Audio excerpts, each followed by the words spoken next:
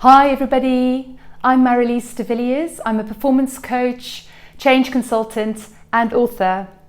I'm also the host of Your Bullyproof Life.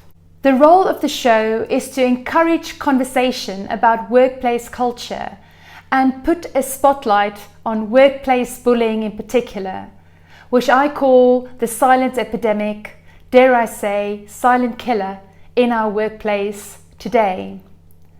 My role as a host and an author is to write about and to spark debate about the staggering financial and emotional costs directly attributable to toxic workplace cultures.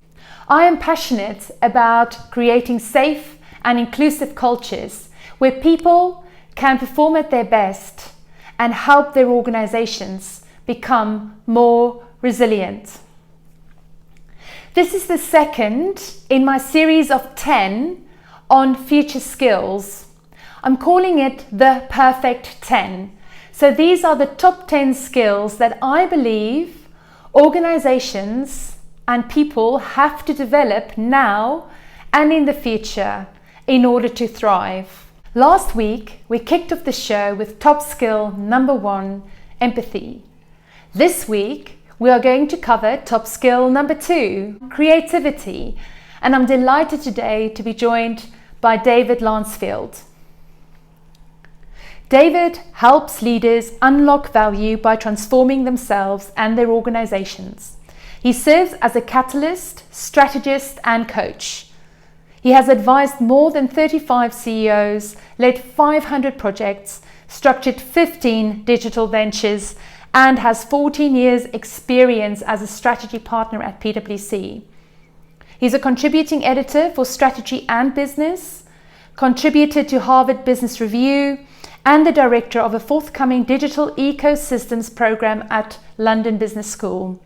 He is also a board advisor to LeaderEQ, an AI platform for executive coaching. David, you've also just recently set up on your own, haven't you? Yeah, absolutely. Solopreneur, yeah. Fantastic. Yeah, So you tell us a little bit about David the person. You know, what gets you out of bed in the mornings? Short answer is my son. Normally at a ridiculous hour. He doesn't sleep well. Hasn't done so since. But that's a sort of trivial answer. Although if anybody says to you how to manage sleep deprivation, I can definitely do a webinar on that topic.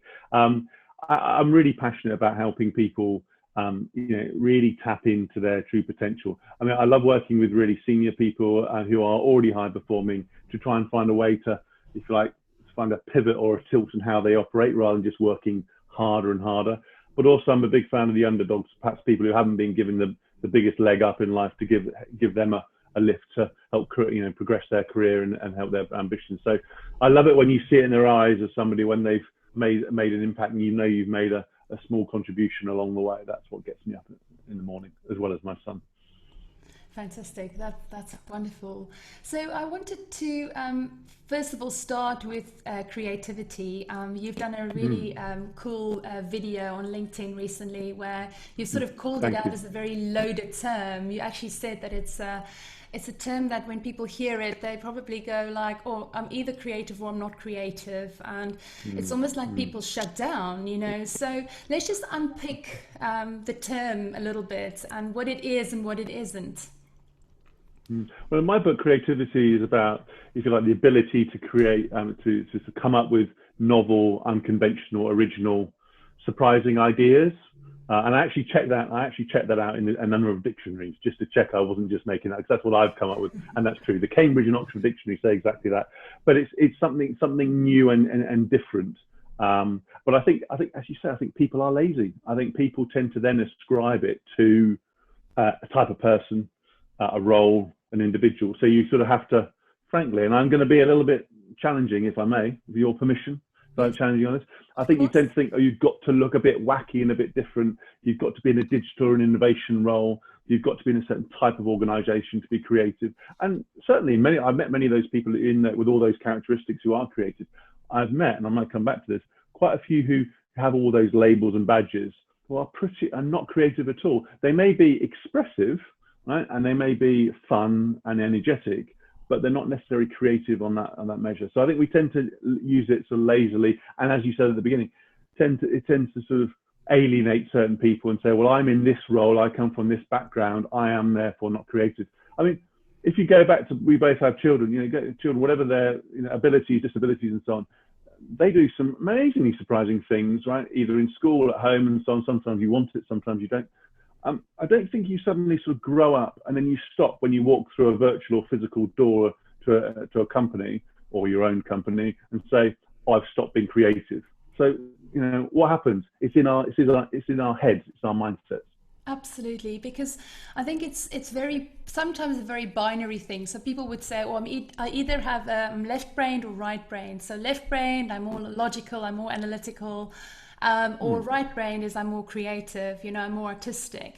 And it's not an either or. So I think it's really the key is about using both parts of the brain in sort of equal and powerful combination so that you can come up with those innovative solutions, at the end of the day. And I think I've always prided myself to be a very highly creative individual, even though I qualified as a chartered accountant. But I genuinely think the combination of the two is what brings the magic. Absolutely. I think that's right. I think sometimes we know what's going on. Sometimes neuroscientists will say sometimes we consciously know what's going on in our brains, and sometimes we don't. I think, but it's interesting when I go back to some of my music days. Some of the best musicians had a highly analytical background, highly creative, and not just in terms of the quality of their sound, but their creativity in how they improvised or came up with a new phrasing and so on. But they came from a very analytical maths background, and I'm told there is apparently some research to show that actually those combinations can play well together. I think it does come back to allowing yourself to be creative and also making sure you have the right conditions around you to be creative. Super. Yeah, I see this in cybersecurity a lot. Lots of very highly technical people that solve very, very complex problems every day. And then when you look at their sort of spare time, they all have some sort of music instrument that they play. It is fascinating. It's actually I think the percentage is actually quite high as well, based on my experience. So, but listen, because again, going to your cyber point, again, I'll be a bit challenging here. Some people might say, cybersecurity, creative, how do they mix? And not just in your spare time, but I'm imagining that in solving some of the big issues, right? It's a big problem if you have a cybersecurity attack. But solving the issues takes a huge amount of creativity and actually working through, it's sort of your response to cybersecurity. Yeah. So it's not just them playing music outside work, but it's how you come up with reframing problems, solving problems in a way that perhaps hasn't been done before. Yeah, and it's also Sarja just made a really good point in the comments. That's also neurodiverse. It's the same for neurodiverse individuals. But I think at the end of the day, it's as you said earlier, it's how you nurture, and how I almost sometimes think it's a decision you make, because we say to ourselves we're not creative, and then that of course we're going to believe what we tell ourselves, so one of my I actually talk about it in my book Raw, about a little case study about my cousin who comes from a very creative family. So she's 21 years old, she's a student, she studies accounting, but her dad is an artist, her brother is a musician, her mother is amazing with interior design, and she doesn't see herself as creative. But then I look at her and she's one of the most creative people I know. She's incredibly, her fashion, sense of fashion is amazing. She's an incredible blogger, and so this traditional sense of creativity is just, I think, taboo. We just need to start, crushing that myth, and really at the end of the day. Sorry to interrupt. If you go back to the premise, whatever your definition, I've given a broad definition. I've sort of tested both with friends and clients and with the dictionary. And actually, if you go back to it, it opens up the concept. So yes, of course, you've referenced creative arts, if you like, music, design, and so on, and absolutely right. But if you go to some of the most analytical, detailed areas of work, engineering, incredibly creative people, and you say people from neurodiverse backgrounds, perhaps people with autism or certain other conditions, if you give them the right encouragement, the right support, the right psychological safety, they can express themselves in their own ways, and that's the important thing. So it's not sort of the one way of coming up with an idea and expressing it, but the point is, I think leaders have to get the fact you have to create the right environment. I mean, if I can just give you a short anecdote, and I will anonymize it simply because otherwise somebody will come back to me, but it's where I remember being in a room, right, where the person leading the group in effect said, I want to create a high performance culture. Here are our targets, and my role is to induce candidly anxiety and a degree of stress. Right, my role is to really push, pretty forceful sort of individual. And then, which some of it was right, we all want to work in a high performance culture, but it was explicitly around, I want to create anxiety in this group of people in order to push us on. And frankly, some people react well to that and some people don't. I have to say, in the room at the time, it was not a positive reaction. It was like, wow, gosh, the knife's coming out. And then in a moment, that person who was leading the group sort of said, effectively asked a creative question saying, right, come on everyone, what's your most creative ideas for solving this problem we've got in the business? So you've literally just squashed most of the people, not all, squashed most of the people, put them under a huge amount of duress, and then you say, come on, be creative. I mean, let's be frank, did we have the most creative ideas in that room at the time? No, there was a lot of, and I'll borrow a term from Alex Osterwalder, who came up with the term innovation theatre. There's a lot of creative theatre. So there were a lot of people talking about ideas in a way that sounded really great. You know, they were is enjoyable. You know, people were very eloquent, very passionate about their ideas. If you come back to, were they new and novel and original and different ideas to solve the problem? No, it was just the same stuff we were doing, packaged a little bit brighter and better. I think there is this whole idea that, you know, also asking better questions, you know, so if you want to come up with the really creative ideas, and that's for me the link then to curiosity, because I think curiosity is sort of the other skill that comes with creativity, that, you know, we really, and I think it links to what you've just said about the originality of the ideas, is really to be able to go really deep and really understanding why and articulating very accurately the problem we're trying to solve.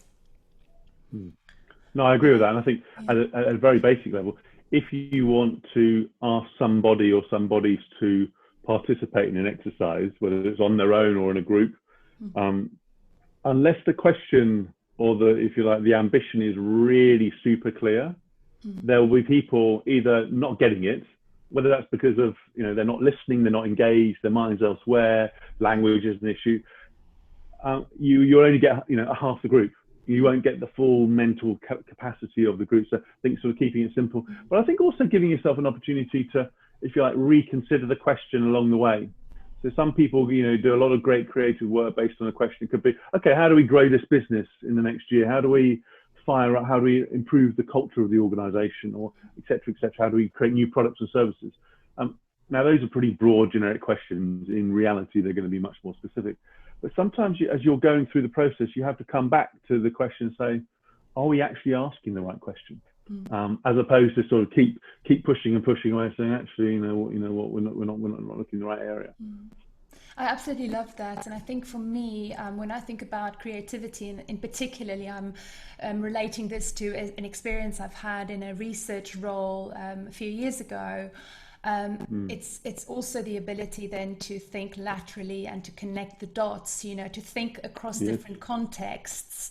I think that is so crucial, you know, and we talk a lot about transferable skills, you know, where someone comes from, let's say, a risk background and they move into, I mean, I'll use cybersecurity because that's my kind of recent frame of reference, but they can apply that that skill set in a different setting. But it's the ability to then connect those dots, you know, to apply things. I think that for me is also a very stark example of creativity. No, I agree, and I absolutely. It's one of my areas of passion. This one, we're often, our corporate or consultancy lives are organised vertically. You're in this industry group, or you're in this sort of skill set group, and frankly, you can still get a lot of creativity within those groups. But frankly, if you want to create innovation leaps, if you like, as Howard Yu would say, leaps of innovation from one system to another, you have to look for those adjacencies. So, I've done a lot of work in media entertainment. I took some of that knowledge around, if you like, commissioning in TV and applied it to commissioning in healthcare, right? Because it was relevant at the time. You've got to have the ability to, and take some risk of getting out of your area. So and a lot of people don't want to do it because they sort of said, well, I'm a banker, I'm a utility person, that's my bread and butter. You may not necessarily need to move into the other sector or place, but you've got to be willing, if you like, to reach out to people, to, as you say, ask a simple question, actually have the humility and actually say, well, okay, you may not have worked X number of years in my space, but actually you might need to contribute. I think that is something that, as people listen to this, may think that's common sense. I think that is a massive shift of mindset in most organizations that are organized vertically. You need more horizontality to sort of pick between the two. And in a way, if you like, invest enough time and invest enough curiosity, as you're saying, to actually listen to an answer, even if they're not using the right terminology, even if at the beginning it feels a bit like, oh, this is a bit of a waste of time. I need my answer now, right? It's hard to get a creative answer unless you're dealing with a genius. So, and that if you like, may move me on to a very important point I want to make today, which is the creative process is not a linear process in most cases. And what I mean by that is, yes, you can organize yourselves either in pairs or groups or workshops or whatever event to sort of fuel, if you like, the creative juices, if you like, get them going. But some of the most creative people, irrespective of background, will do it in a way that is perhaps a little bit unconventional themselves. They may not contribute best in a plenary session, right? They may not contribute in a way where I've asked them to send me an email back. They might just come in and pop round and have a chat with you. And these are sort of people who have perhaps, as Francesca Gino of Harvard Business School talked about, these are sort of some of the rebels who are some of the most creative people. The way they work is often quite challenging. And they may not stick to deadlines. They may not have a beautiful process. I think you have to, a certain degree of chaos amongst some of the creatives. I think you have to allow for that. Otherwise, one of my implicit tests that I've had, implicit meaning I didn't know it at the time, but I know it now, is if you've got a group of people who all play ball really nicely and everything's really ordered and structured, very, very hard to get genuinely creative ideas. That's my experience. Yeah, you just made me think about my process of writing my book and how messy it felt at times, and just like I was all over the place and I just became this nutty professor, But you've got to go there. You've got to get really chaotic, because that's when the juices are flowing and things are happening, But I was having a chat with I was having a chat with another author a few days ago, actually, and where we were sort of comparing notes on how we write and how we sort of publish. And if I paraphrase it, it was, there's a certain way of how you produce ideas, how you think about ideas, how you, if you like, research them, write them, as you're well known. And this person is prestigious in terms of their, both in terms of role and output, actually. But I was sort of saying something similar, which is, sometimes I just tear my hair out thinking, oh gosh, I'm never going to meet that deadline. So I don't know the idea. I've got lots of stuff, but I don't know the idea. And it's not coming to me. How do you do it? And he was very much saying, no, I know the idea from the beginning. It's all really, really structured. And my reflection, and I won't share the name because, he's a very good person. I would say output of what he does, big tick. Structure, big tick. Creativity in terms of coming up with a new idea that makes people think differently. Sometimes tick, sometimes question mark, because he's so structured. He wants to work in a particularly structured way. And I think in most, I don't want to be too dogmatic about this, because there'll always be somebody saying, oh, I work in an incredibly structured, process-driven way, and I'm the most creative person out there. There are geniuses like that. But my experience is you need to allow a bit of room for that chaos, as I call it.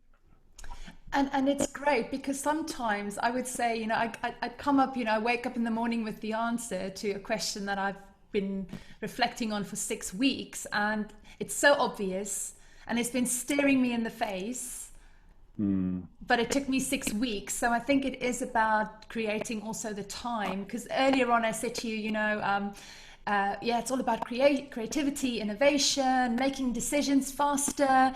And then you sort of interrupted and you said no, and sometimes slower. So it is really important to recognize, sometimes we've got to slow down in order to speed up as well. Yeah, I agree with that. I think you can. I think I will, at risk of slightly contradicting myself, I think you can still be structured about the way you want to, if you like, improve how creative you are at work. Now, as opposed to, if you like, just say, oh, well, I'll wait until the penny drops or the apple falls on my head, or Absolutely. I, have that moment. Because the reality is everybody's got deadlines, self-imposed or sort of real deadlines. And I think, so, in my case, I capture certain ideas as I go along. Capture is very important, even if they're bonkers ideas, maybe on my phone or a little book I write on. And most of them are irrelevant and frankly stupid, but sometimes there may be an idea in there. I have a number of people who I will test ideas with, again, not systematically in terms of a meeting, but I'll test ideas with just who I know are different in the way they think, and their backgrounds are different to me. And then there are certain ways of it, if you're doing it on your own or with a group, that you can fuel the sort of that creativity. So, design thinking, experimentation is, in vogue in every organization. Everyone's doing it. And that is a very, very good way of creating, I say in most cases, incremental ideas and occasionally breakthrough ideas. But again, the question has to be set really well. You have to get the right people in the room, right? Genuinely think about the diversity of the people in the room in all respects of diversity. And that again sounds simple, but many, many people just tend to get their mates or the people in the senior roles in the room for whatever reason. And then I think you have to, if you like, think about the different ways people think and create. I remember one session where we had to, one group had to sort of write a poem. Somebody had to give a sort of press conference. Another person had to do a sort of a mini TED talk. We only had like 45 minutes to do all this, so it was all pretty crammed. And the point was, at the beginning, there were people saying, oh, God, some of the most creative people I thought actually said, no way, I'm not doing this. This is outside my creative way of doing it. And some of the people who, frankly, you would never have put in the box of saying, okay, I'm creative. They were like, I've never had an opportunity to do this before. This is fun. Put themselves in it, had a go. And actually, yes, it was a performance.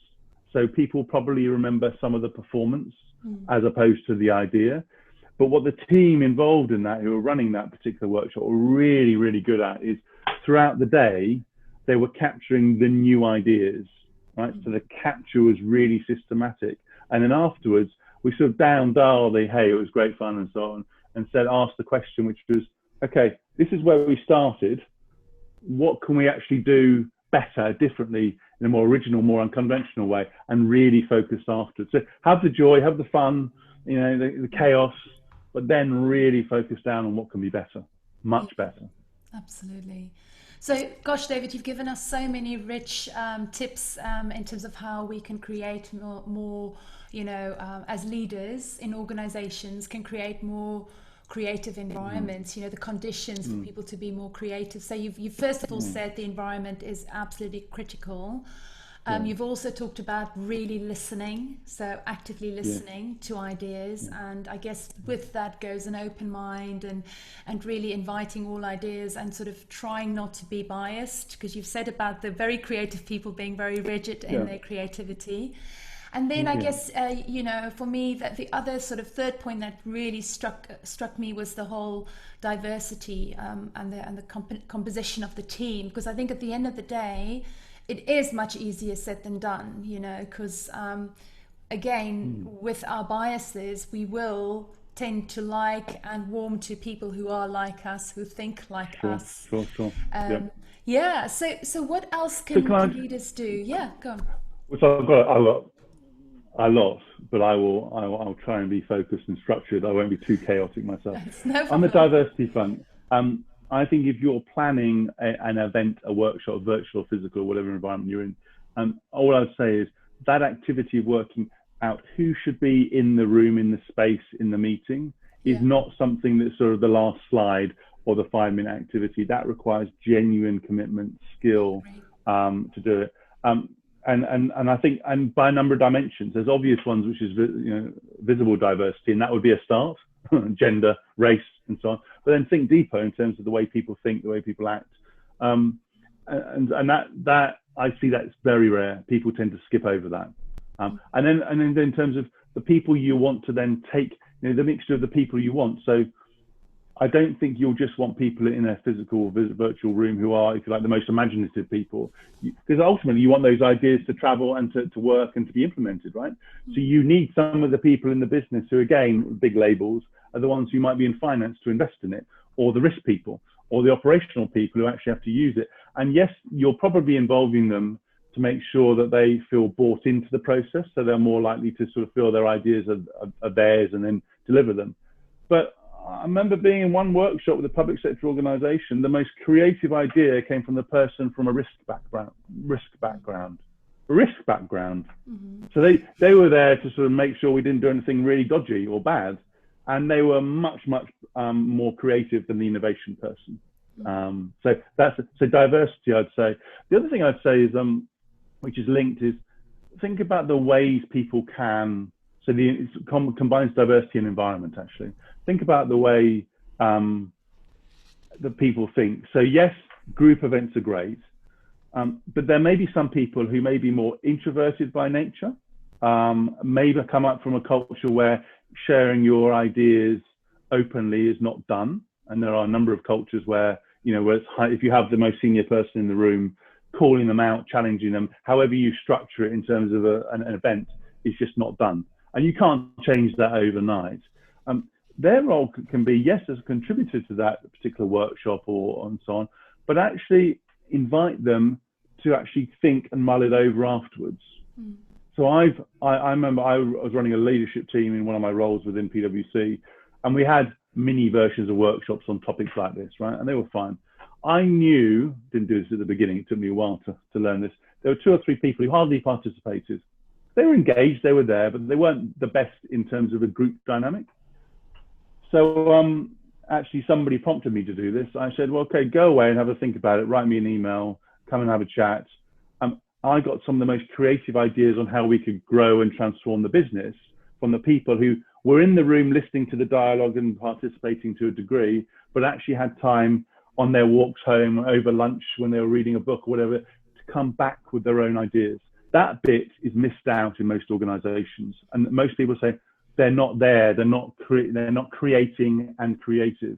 So I think you have to think about the ways people think. And on the environment front, if I can just make the last comment for now, environment front, yes, there are moments where I can remember I thought, hey, I just felt great. There was music in the room. It smelled fantastic, it smelled like a sort of hotel. I don't know whether they infused sort of perfume or something or into the room. The food was fantastic. It wasn't that rubbish corporate food. It was healthy, nutritious. And I know that's harder in a virtual sense, but even the space you're in, so finding a way where people sort of feel good, right? And actually visually, whether it's the visuals at the moment we have, so we have rooms where we probably structured that you have a much more beautiful room than me, but it just looks good, right? It just looks fantastic. And secondly, environment, think about the time of the day that works for people to give their best ideas. Now, there's not one time slot, right? But I can think of many leadership groups where they schedule them at the weekends or late at night, because this is not the day job.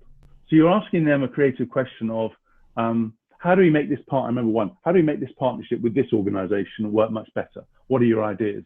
And apparently that wasn't a core business question, right? That was how it's perceived. So let's do that one at the weekend. Let's do that one in the early morning. Now, there are people who work well the weekends and in the early mornings, but I think you've got to firstly give it the question and the topic its due importance. So put it in a typical working day. And secondly, if people are really tired or they're in their private time, many people will not give their best, right? So give it a bit of respect for the people involved. I remember being on various calls with a client where it was always sort of 7 a.m. in the morning, and I'm actually reasonably morning. But I'm like, geez, you're asking to be creative, and we haven't really, everyone's not really got going. You want to try and find a moment, a bit like a race in sport or a concert in music, a place and a time where everybody can come together if you're a group, where you can sort of give your best, rather than turning out and going, oh, geez, I'm underslept, or I've had a 12-hour day, and now you're asking me to be the most creative genius. And I mean, it strikes me that that's probably something, as you say, it's not that 5 minutes at the end discussion of who should be in the room.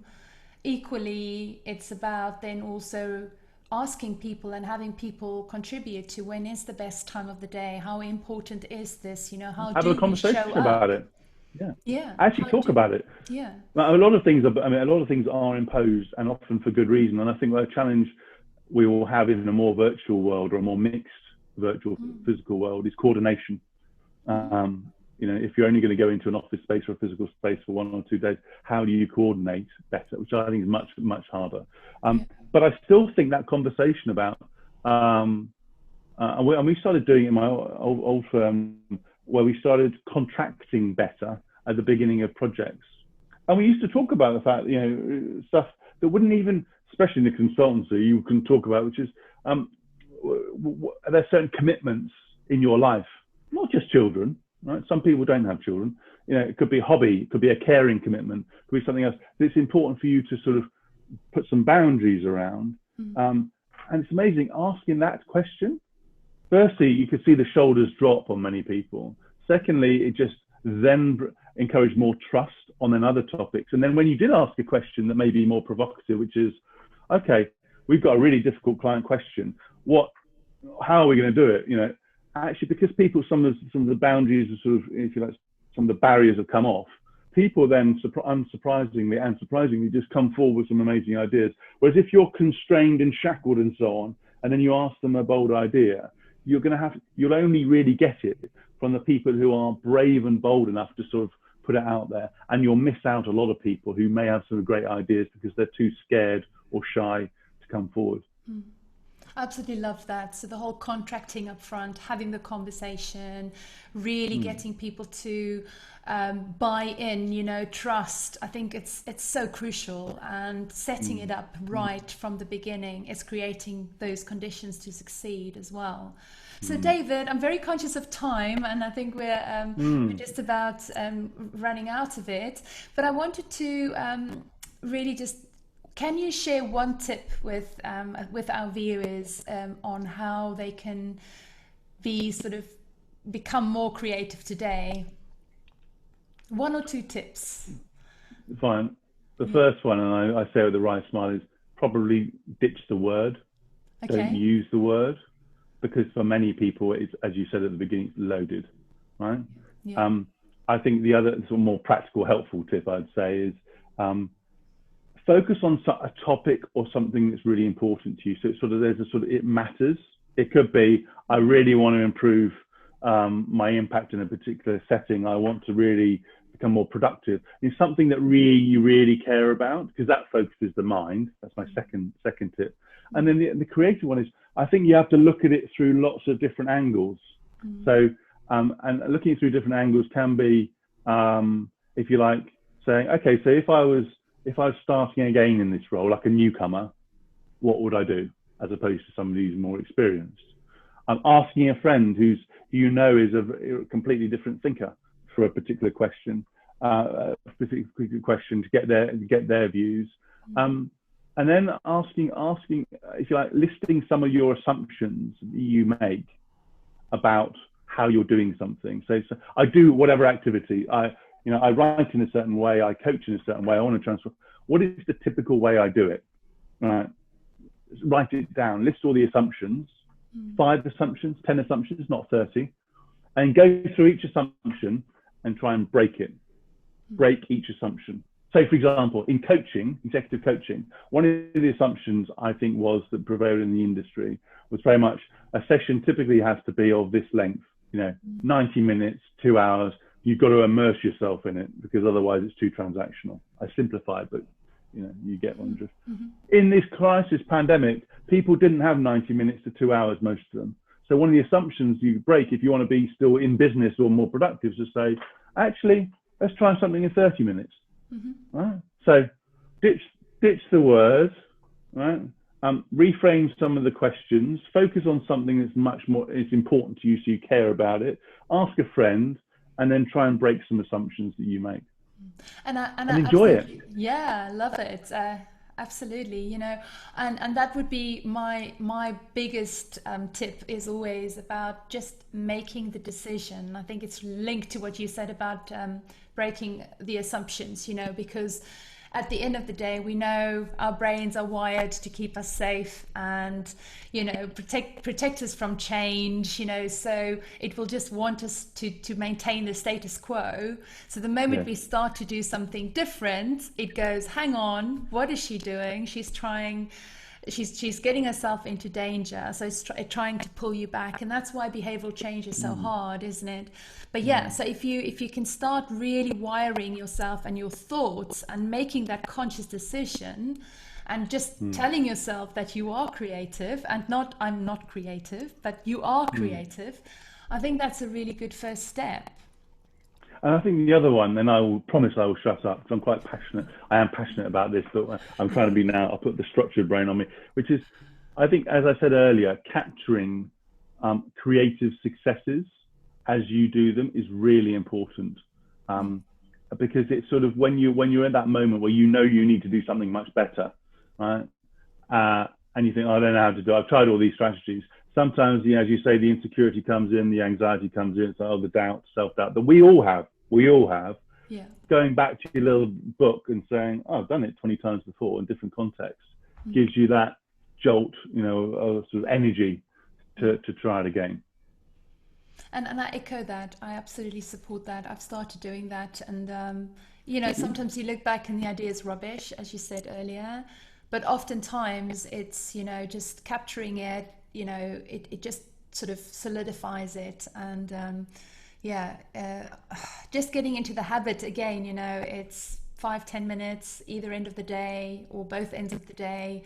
But again, it's that sort of habit forming I think it's, yeah, you can think of it at the end of the day, and I get that. So the capturing bit, but I think if you like the creative process to sort of, and this is maybe an adjacent point, which is it's got to be embedded into your day to day, rather than saying, "Oh, I'm now going to have my creative moment to do it better." That's true. I think as you're doing work, you just got to try and practice, test, learn, change, have a go, and take the shackles off. Yeah, and I think that's a really point well made. I think what you're really saying is whatever works for you. I think that is the key in life is, everybody's got their way, but find your way and make it work for you. So David, thank you so much. I really enjoyed that. I Me don't too. know if Me you too. have any sort of particular resources, around leadership and creativity that you love, that you would recommend. Yeah. So again, there's a sort of personal resource, which is my own sort of book of creative sort of moments. And I think that's the sort of top of the list, not because I'm self-indulgent. I just like looking at, how amazing I am, but that really gives me a sort of a boost. I'm a big fan of some of the playbooks this coming back to business, some of the playbooks that are helpful in terms of particularly my area of strategy and leadership and sort of culture. So, and I'm not on commission, but I brought one here, and I bought this recently, The Invincible Company, Oh, wow. which is by the author of Business Model Design, and it's just by Alex Osterwald, who I've got to know. It's just a very creatively designed sort of book. It looks good. It has simple playbooks for creating new strategies, evolving your culture, and so on. The other one which I mentioned, which I have here, 2 books. I'm sounding like a book agent now, but these are resources that I actually use. These are not just for show. Sometimes you need a sort of silence to be creative. You need to stop the chatter in your head. There's a certain number of books. This is one by Nancy Collier called The Power of Off. So you need to sort of switch off the distractions, which we all have, and I struggle with, I have to say. Silence yourself in order for new thoughts to form. And those 2 books have been very helpful, just to sort of say, okay, actually slow down, think, allow some space into your brain. Yeah, go for a long walk. Whatever floats. Sometimes that works for some people. Yes, it doesn't work for others. But some people do it when they're doing. Some of the people have the most, fantastically creative ideas when they're doing intense activities like sport and various other things. But as you say, you have to find your way. Absolutely, absolutely. Yeah, I'm one of those people. I think I wrote half my book on my spinning bike, so it's literally had to jump off the bike a couple of times. Well done to you. To actually so write you down. wrote it in your head, or you were actually spinning and writing at the same time? Because that would be deeply impressive. Can you imagine? I can. Yeah. Great. No, that worked for you clearly. All right. Thank you so much, David. I really appreciate your time today. I thoroughly enjoyed that. It was so entertaining, and your passion just brights me up, and I think everybody else will agree. Likewise. So I really want to thank you very much. All right. Cool. Thanks very much, Marily. Take care. And all right. Have a lovely day. Sajid, thank you for joining us. And as I say, this is the sort of second in our series of 10, the perfect 10, on creativity. And the next few weeks we'll be covering more of the top skills that I believe organizations need to develop in order for it and its people to thrive. So keep watching and keep joining me same time next week, Wednesday at 12 o'clock. And next week we'll be talking about authenticity. So do join us then. Thank you, everybody. Goodbye. Bye. Thank you for watching. If you enjoyed the show, subscribe to my channel by clicking on the subscribe link below. Take care, everybody. Until next time. Goodbye.